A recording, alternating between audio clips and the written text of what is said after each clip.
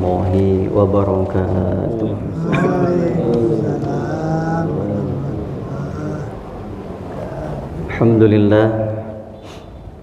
Alhamdulillahilladzi hadana li hadza wa ma kunna linahtadiya laula an hadana Allah. Allahumma shalli wa sallim ala sayyidina Muhammad bin Abdullah wa ala alihi wa ashabihi wa man wala, amma ba'du. Qala Allah ta'ala fi kitabil karim wa huwa asdaqul qailin, a'udzu billahi minasyaitonir rajim. Bismillahirrahmanirrahim. Wa aqimis salata li dzikri. Qala Allah ta'ala aidan wa la takum minal ghafilin. Alhamdulillah, jamaah salat subuh rahimani wa rahimakumullah. Puji serta syukur kita panjatkan kehadirat Allah Subhanahu wa ta'ala. Alhamdulillahirabbil alamin. Segala nikmat, rahmat dan karunia-Nya, pagi hari ini kita masih dapat melanjutkan aktivitas kita, baik aktivitas yang sifatnya duniawi maupun aktivitas yang sifatnya ukhrawi. Karena banyak amalan-amalan yang sepintas seperti amalan dunia, tapi karena bagusnya niat kemudian menjadi amal akhirat. Pun sebaliknya banyak amalan-amalan yang sifatnya rupanya itu adalah rupa amal akhirat, tapi karena niat yang kurang bagus, niat yang jeleknya niat, maka kemudian menjadi amalan duniawi. Jadi jangan pernah kita merasa bahwasanya apa yang sudah kita lakukan ini kemudian merasa kita yang paling bagus, orang lain dianggap jelek. Ada orang yang subuh-subuh berangkat kerja, kita sering berpikir itu kapan orang sholatnya, nggak pernah ke masjid, kita nggak tahu. Bisa jadi dia berangkat pagi-pagi mengejar waktu subuhnya di tempat lain atau dekat kantornya, sehingga nanti setelah subuh dia bisa langsung ke kantor. Bisa jadi juga kita justru yang subuh sudah di masjid, belum tentu juga itu kan sepintas amalan akhirat. Tapi kalau memang niatnya kurang bagus, niatnya kurang lurus, kurang lillah, maka bisa menjadi amalan dunia. Nah, orang kerja itu kan sepintas amalan dunia, tapi karena niatnya bagus, lillahi ta'ala, nggak ninggal kewajiban untuk memenuhi kebutuhan anak istri, jadi amal akhirat.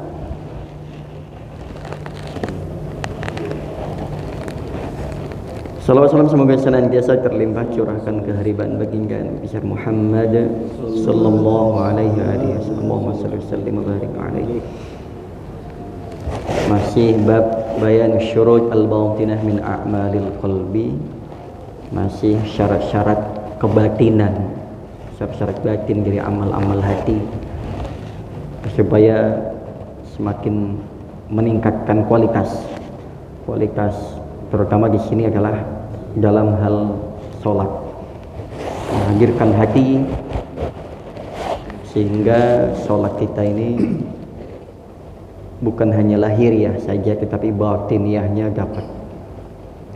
Kalau sudah wujud sholat itu terpenuhi syaratnya, rukunnya, baik itu syarat rukun lahir maupun syarat rukun batin terpenuhi, bukan hal yang mustahil.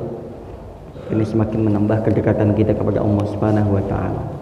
Kalau sudah dekat, kita memiliki hubungan khusus dengan Allah, maka jangan heran ketika orang yang memiliki hubungan dekat dengan Allah Subhanahu wa ta'ala ini belum doa saja, terkadang ucapannya sudah menjadi doa dan dikabulkan oleh Allah Subhanahu wa ta'ala.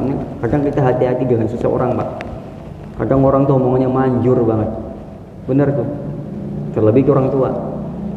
Ada orang yang baru terucap saja terjadi. karena memiliki hubungan kedekatan dengan Allah Subhanahu wa taala. Salah satu manusia ya yang memiliki hubungan kedekatan dengan Allah ini yang kemarin, sebenarnya kisah ini sudah sangat populer sekali. Ini penasehatnya raja yang waktu itu di zamannya Nabi Musa ya, namanya Bal'am bin Bawra. Ulama Pak, ahli ilmu, dan sudah tahu hafal Ismul A'zam, nama Allah yang agung. Kalau bahasa sekarang itu Asmaul Husna, tapi dihafal sama dia, di istilahnya itu ditirakatin sama dia, dapat Pak. Sehingga kenal nama sampai dapat nomor handphonenya, semacam chattingan istilahnya, bahasanya kayak gitu. Sehingga memiliki kedekatan. Kita kan kalau kenal sama orang, kenal nama, alamat, kemudian sudah dapat nomor handphonenya, kemudian dilanjut dengan komunikasi, ditambah kerjasama. Jadi Pak, kerja bareng, entah dia sebagai atasannya atau partner kerjanya, atau kerja bareng bagi hasil dan lain sebagainya. Maka si Bal'am bin Bawra ini seorang ahli ilmu yang mengenal nama Allah yang agung, kemudian tahu rahasianya. Istilah kata itu kita sudah bisa mengambil hatinya. Kalau sudah keambil hatinya Pak, mau minta apa juga nggak usah minta, baru ngucapin pengen ini, kasih. Kita kalau sudah memiliki kedekatan dengan Allah Subhanahu wa taala, terkadang ucapan kita itu Pak manjur Pak. Makanya kita sebagai orang tua dituntut untuk hati-hati dalam berucap, terlebih kepada anak kita, baik anak kandung biologis maupun anak didik, anak bukan kandung dan lain sebagainya. Terkadang itu terjadi, apalagi ketika ditambah lagi dalam kondisi terzolimi. Sangat hati-hati, jangan pernah kita sekalipun membuat orang lain itu, kalau bisa ya jangan sampai membuat orang lain sakit hati, menyakiti orang, terlebih merampas haknya. Kalau orang itu sampai kok ngadunya sama Allah,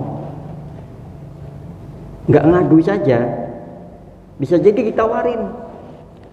Dan Nabi Muhammad kan begitu, kan memiliki kedekatan dengan Allah, dengan ajudannya, dengan malaikat, ditawarin. Muhammad pengen apa? Gitu. Kalau kita sudah memiliki hubungan kedekatan dengan Allah Subhanahu wa taala, ditawarin bisa kita. Amin pengen apa? Wah, enak nih. Ya enggak? Pengen nambah. Ditawarin, tiba-tiba ujung-ujung didatengin atas kuasa Allah, nambah rezekinya dan lain sebagainya.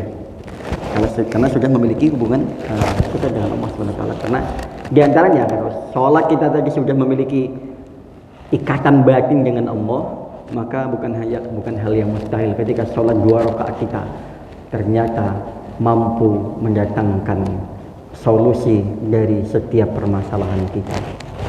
Gitu.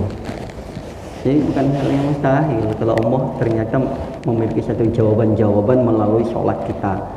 Jangan diremehkan, meskipun sholat sunnah hanya 2 rakaat, tahiyatul masjid, syukrul wudu, tahiyatul masjid atau qobliyah, bisa jadi itu menjadi penambal sholat kita wajib yang bolong-bolong, dan bisa jadi juga itu menjadi perantara keridhaan Allah kepada kita.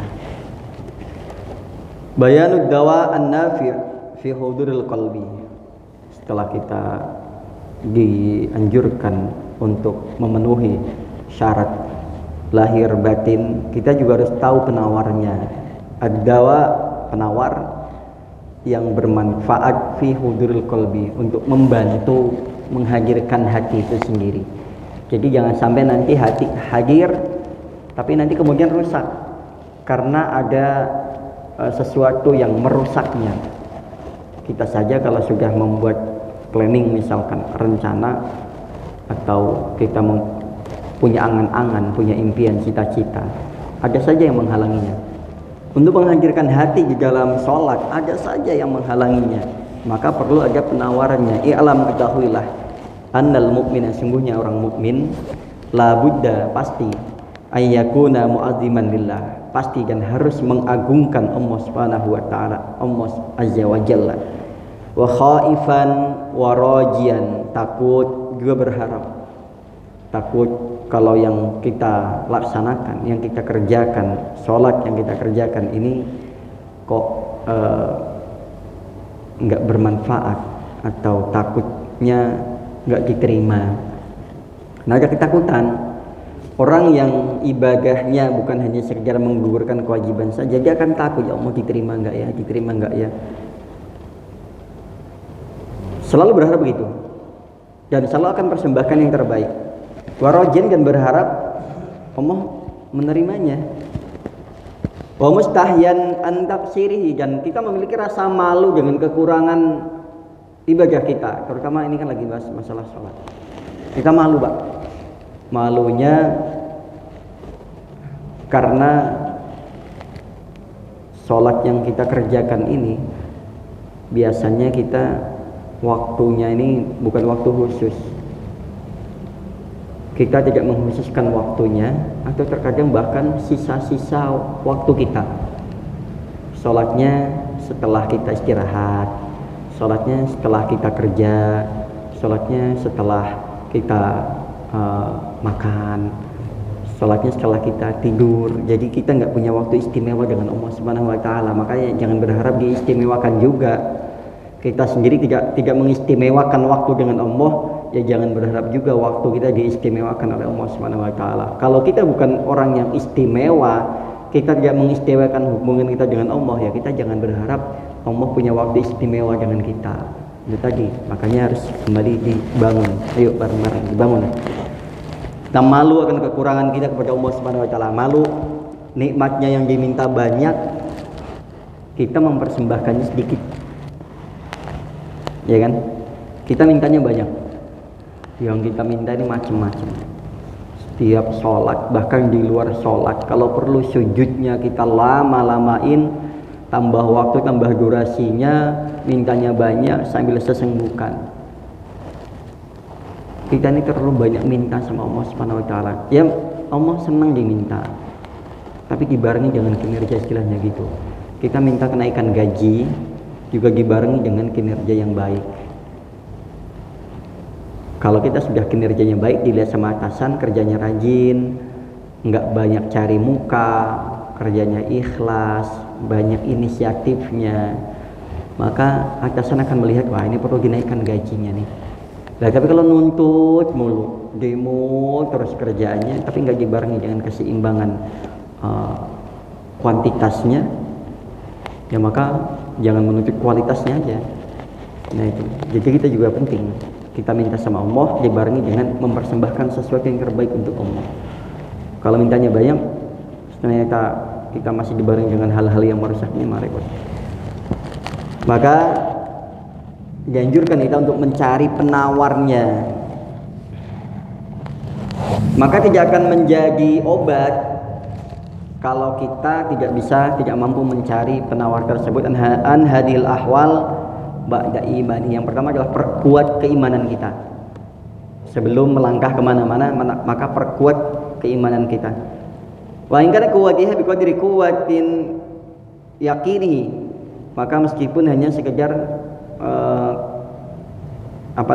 kekuatan keimanannya itu masih dalam keyakinan. Pokoknya yakin aja sama Allah. Bismillah, yakin sama Allah. Itu termasuk iman itu.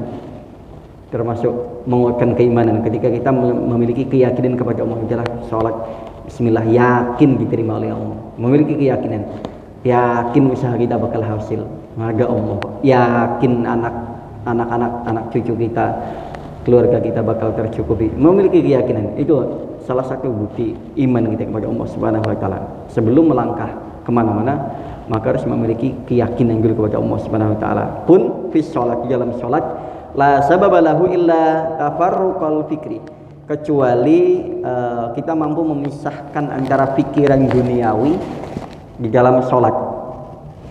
Nah ini urusan dunia kita pisahkan dulu dengan sholat kita, karena sholat ini lebih kepada amalan yang berwujud, amalan akhirat, maka urusan duniawi yang sifatnya merusak, meskipun sholat itu Pak, mohon maaf, sholat pun masih membawa dunia kita Pak.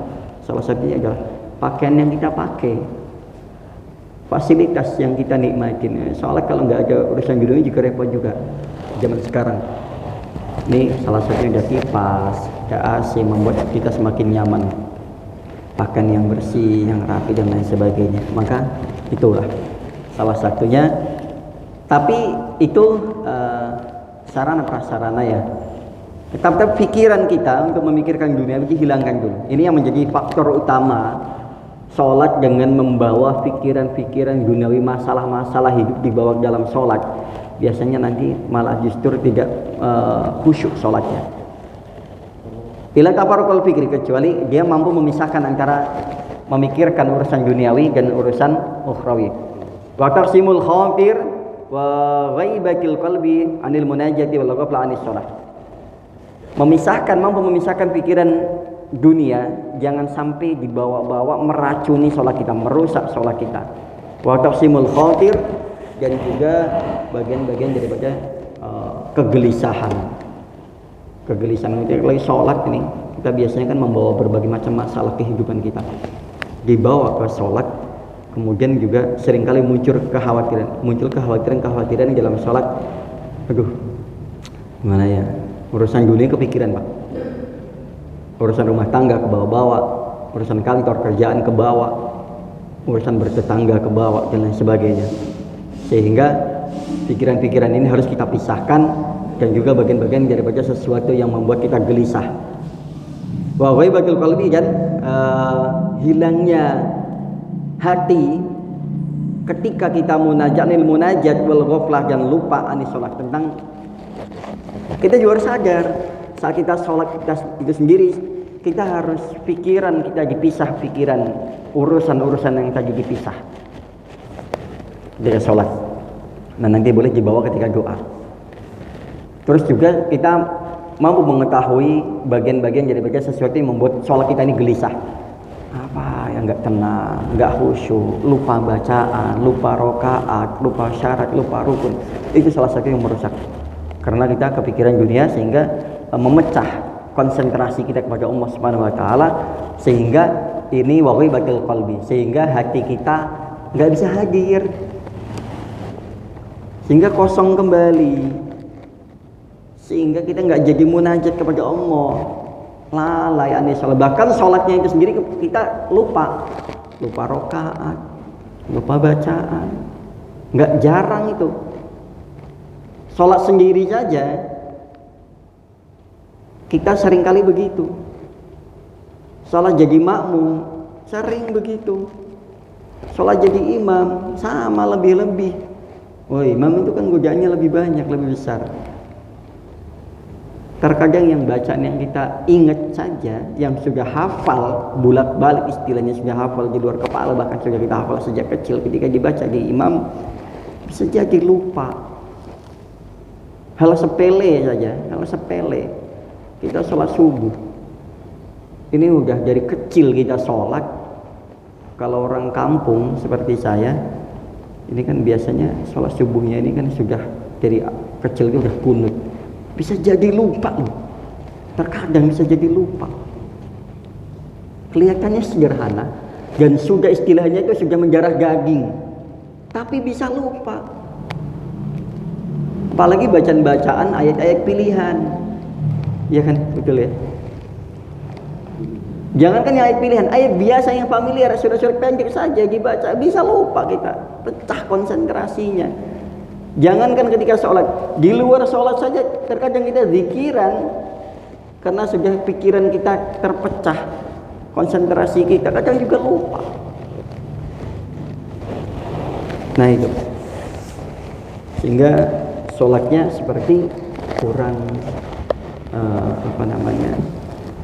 menjadi terganggu, kurang berfaedah. Wala yanhani sholati illal khawatir alwarida asyagilah. Tidak ada yang mampu mencegah sholat kecuali kekhawatiran yang tadi muncul, urusan duniawi membuat kita gelisah, akhirnya menyibukkan pikiran kita itu kepada urusan-urusan tadi. sehingga sholatnya lalai. Ini faktor utamanya tadi, membawa masalah ke dalam sholat, membawa urusan pekerjaan, urusan keluarga dan lain sebagainya dibawa ke dalam sholat, pikirannya bercabang kemana-mana, dan itu dilanjutkan, nggak segera dikepis. Biasanya kan kalau kita ingat, langsung kembali kepada Allah, langsung kembali kepada inti pokok sholat itu sendiri. Kalau dilanjutkan ya udah makin kemana-mana, apalagi ditambah ada campur tangan syaitan. Itu kan yang sengaja mengaburkan pikiran-pikiran kita, dibawalah ke sana. Udahlah, ingat ini aja, ingat masa lalu, ingat urusan rumah tangga, urusan macam-macamnya, dibawa ke sana. Ilal khawatir al-warid asyagilah. Lantas bagaimana fadawa bi ihdharil qalbi huwa dafutil kal khawatir. Maka dengan menghadirkan hati yang bersih, hati yang suci, hati yang tidak terkontaminasi dengan pikiran-pikiran itu, itulah daf'un tilkal khawatir. Itu salah satu kunci obat untuk menolak kekhawatiran, kegelisahan urusan duniawi. Maka harus dihadirkan hati yang bersih sehingga sholatnya menjadi khusyuk, khudu. Wala yadfa'u syai' illa bidaf'i sababihi fal ta'lam sababuhu. Wala yadfa'u syai', dan tidak ada yang mampu menolak sesuatu kecuali dengan kita mengetahui sabab musababnya, apa yang menjadi sebab faktor kita sholat kita ini rusak, sholat kita ini lalai. Maka itu yang harus kita obati di situ, Pak. Urusan pikiran apakah atau masalah apakah yang sehingga membuat kita ini sholatnya rusak, membuat sholat kita ini lalai, sholat kita ini hanya sekedar dapat capeknya saja, ilat ta'ab wan nasab. Maka itu kita harus tahu sebab musababnya. Yang tahu siapa? Yang tahu hanya diri kita. Yang seringkali kita sholat kita rusak karena di titik yang mana, itulah yang harus kita ketahui dan harus segera kita obati agar supaya sholat kita nggak sakit. Kalau dicarikan obatnya, sholatnya nggak rusak, nggak sakit. Kalau udah sehat, sholatnya sehat, bisa nanti ngadu sama ya Allah, fulan ini si fulan, si bapak ini mengerjakan saya dengan ikhlas ya Allah. Sholat itu sendiri bisa jadi akan mendoakan kita, karena semuanya sholat itu adalah doa. Sholatu ad-doa, sholat adalah doa. Bisa jadi nanti ngadep sama Allah, ya Allah.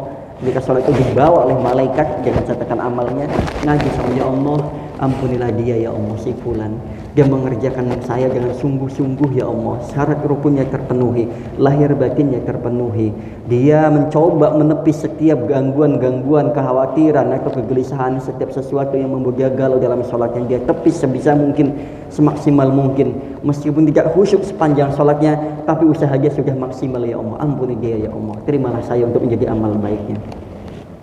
Luar biasa sholat mendoakan kita. Jemaah sekalian, ini refleksi untuk pagi hari ini. Kita mengetahui, mencari obat, dan kita mengetahui sebab-sebab yang merusak ibadah kita, terlebih urusan sholat kita. Apa saja yang di titik mana saja harus kita ketahui. Fal ta'lam sababu, maka ketahuilah apa sebabnya, sabab musababnya, sehingga hanya kita yang tahu, orang lain nggak ada yang tahu. Karena urusan kita biasanya di mana titik kita lalai, rusak sholatnya, harus segera kita carikan solusi penawarnya. Subhanakallahumma rabbana wa bihamdika asyhadu an la ilaha illa anta astaghfiruka wa atubu ilaik. Billahi taufiq wal hidayah wa ridwan lillahi minasyaitonir rajim. Assalamualaikum warahmatullahi wabarakatuh.